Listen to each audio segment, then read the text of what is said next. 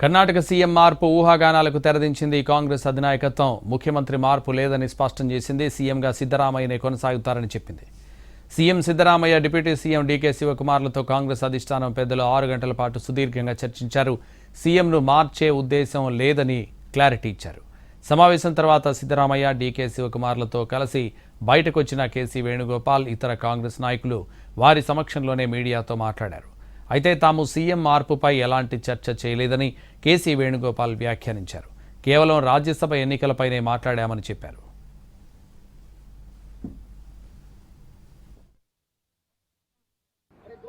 Today we had a detailed meeting with Honorable Congress President Mallikarjuna Kharge ji and LOP Rahul Gandhi ji. Of course, CM Siddaramaiah ji, Deputy CM DK Shivakumar ji and General Secretary in charge of Karnataka and myself be part of the discussion. Today entire discussion is only concentrated on coming Rajya Sabha elections and council elections of Karnataka. Whatever speculation you people are doing, that is only speculation. No reality at all. Today we discussed about the Rajya Sabha seats and the council seats of Karnataka. The candidates of Rajya Sabha and council seats of Karnataka will be announced along with the other seats like Chhattisgarh, like Madhya Pradesh and Rajasthan and Jharkhand, like the states. That's all. This is what we have decided today, nothing else discussed today.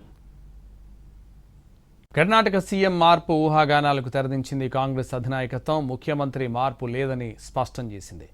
సీఎంగా సిద్ధరామయ్యనే కొనసాగుతారని చెప్పింది. CM Siddaramaiah, deputy CM DK శివకుమార్లతో కాంగ్రెస్ అధిష్టాన పెద్దలు 6 గంటల పాటు సుదీర్ఘంగా చర్చించారు. ఇదే విషయానికి సంబంధించి మరింత సమాచారం మా ప్రతినిధి రాజు ఢిల్లీ నుంచి లైవ్లో అందిస్తారు. రాజు, కర్ణాటక సీఎం మార్పుపై ఏమైనా చర్చ జరిగిందా కేసీ వేణుగోపాల్? సంతోష్, నిజానికి కర్ణాటక పవర్ పాలిటిక్స్ పైన ఒక మారథాన్ సమావేశం జరిగిందని చెప్పుకోవచ్చు. ఇందిరాభవన్ లో జరిగినటువంటి ఈ సమావేశంలో పార్టీ జాతీయ అధ్యక్షుడు మల్లికార్జున ఖర్గే, రాహుల్ గాంధీ, దాంతోపాటు ఆర్గనైజింగ్ సెక్రటరీగా ఉన్నటువంటి కేసీ వేణుగోపాల్, మరో కీలక నేతలు కూడా ఇందులో పాల్గొన్నారు. అయితే కర్ణాటక ముఖ్యమంత్రి సిద్దారామయ్య, డిప్యూటీ సీఎంగా ఉన్నటువంటి డీకే శివకుమార్లు ఇద్దరు కూడా ఈ సమావేశానికి హాజరయ్యారు. సమావేశం నిజానికి ఇప్పటికే ఢిల్లీలో హాట్ గా ఎండల వల్ల వేడి హీటెక్కుతున్నటువంటి పరిస్థితి కనిపిస్తుంది. సమావేశం కూడా అలాగే జరిగిందని తెలుస్తుంది. వాళ్ళు బయటకు వచ్చేటప్పుడు మాత్రం కూల్గా అటు సీఎం, డిప్యూటీ సీఎం, దాంతోపాటు కేసీ వేణుగోపాల్ ముగ్గురు బయటకు వస్తూ కేసీ వేణుగోపాల్ మాత్రం ఈ సీఎం మార్పుకు సంబంధించినటువంటి అంశం పైన ఎటువంటి చర్చ జరగలేదు, రాజ్యసభ అంశాలు మాత్రమే చర్చించాం, దాంతోపాటు ఈ ఎమ్మెల్సీ ఎన్నికలకు సంబంధించినటువంటి విషయంలో మాత్రమే చర్చించామంటూ మీడియాతో మాట్లాడి వెళ్లిపోయినటువంటి పరిస్థితి కనిపిస్తుంది. కానీ కర్ణాటకలో ఖాళీ అవుతున్నటువంటి స్థానాలు 3 మాత్రమే. అందులో ఒకటి ఏఐసీసీ అధ్యక్షుడిగా ఉన్నటువంటి మల్లికార్జున ఖర్గే, ఆయనతో పాటు మరో 2 కూడా ఉన్నారు. అంటే మొత్తం 4 స్థానాల్లో కాంగ్రెస్కి వచ్చేటివి 3. సో ఈ పరిస్థితుల్లో 3 స్థానాల కోసం ఈ మారథాన్ మీటింగ్ నడపాల్సినటువంటి అవసరం లేనేలేదు. ఎందుకంటే చాలా కీలకమైనటువంటి అంశం సీఎం ఎవరు కొనసాగుతారు, ఎవరికి అవకాశం ఇస్తారు అనేది మాత్రమే ఇక్కడ కీలకంగా చర్చ జరిగినట్టుగా తెలుస్తుంది. అందులో భాగంగానే మొదట అంటే సీఎం, డిప్యూటీ సీఎంలతో ప్రత్యేకంగా కేసీ వేణుగోపాల్, దాంతోపాటు సూర్జేవాలాలు ప్రత్యేకంగా సమావేశమై దీనికి సంబంధించినటువంటి విషయంలో ప్రస్తుతం నెలకొన్నటువంటి సందిగ్ధత, అంటే గతంలో 2.5 ఫార్ములాకు సంబంధించినటువంటి విషయం పైన కీలకంగా చర్చించినట్టుగా తెలుస్తుంది. ఆ తర్వాత మల్లికార్జున ఖర్గే, రాహుల్ గాంధీల సమక్షంలో కూడా కలిసి చర్చించారు. ఆ తర్వాత విడివిడిగా కూడా అంటే 1-to-1 సమావేశం కూడా జరిగింది. ప్రత్యేకంగా సిద్ధరామయ్యతోనూ సమావేశం జరిగింది, మరోవైపు డీకే శివకుమార్తోనూ కూడా సమావేశం జరిగింది.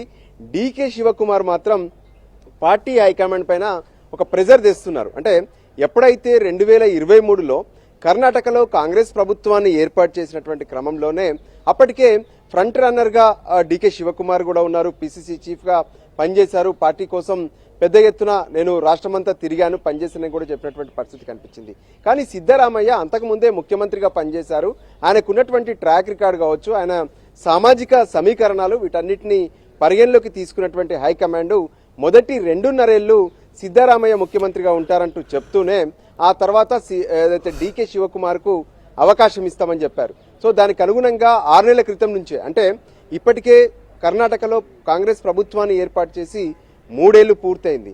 సో 2.5 ఏళ్ల నుంచే డీకే శివకుమార్ హైకమాండ్ పై ఒత్తిడి తెస్తున్నారు. ఎందుకంటే ఇప్పుడు సమయం ఇస్తేనే ఈ 2 ఏళ్ల పాటు తను కనీసం ముఖ్యమంత్రిగా కొనసాగుతాను, ఆ తర్వాత రానున్నటువంటి ఎన్నికల కోసం కూడా పెద్ద ఎత్తున తాను పనిచేయాల్సి ఉంటుందనే విషయాన్ని కూడా స్పష్టం చేసినటువంటి పరిస్థితి కనిపించింది.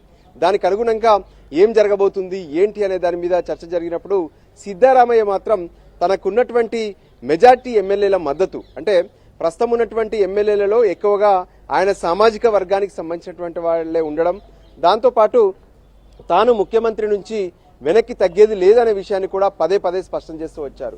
కానీ ఈరోజు హైకమాండ్ పెద్దలతో జరిగినటువంటి సమావేశంలో కొన్ని కీలక అంశాలు కూడా ప్రస్తావనకు వచ్చినట్టుగా తెలుస్తుంది. ప్రస్తుతం రాజ్యసభకు ఏ విధంగానైతే ఎన్నికలు జరగనున్నటువంటి పరిస్థితులు, జూన్ 1న షెడ్యూల్ నోటిఫికేషన్ అమలు కాబోతుంది. ఆ తర్వాత ప్రత్యేకంగా జూన్ 18వ తేదీన ఎన్నికలు కూడా జరగబోతున్నాయి.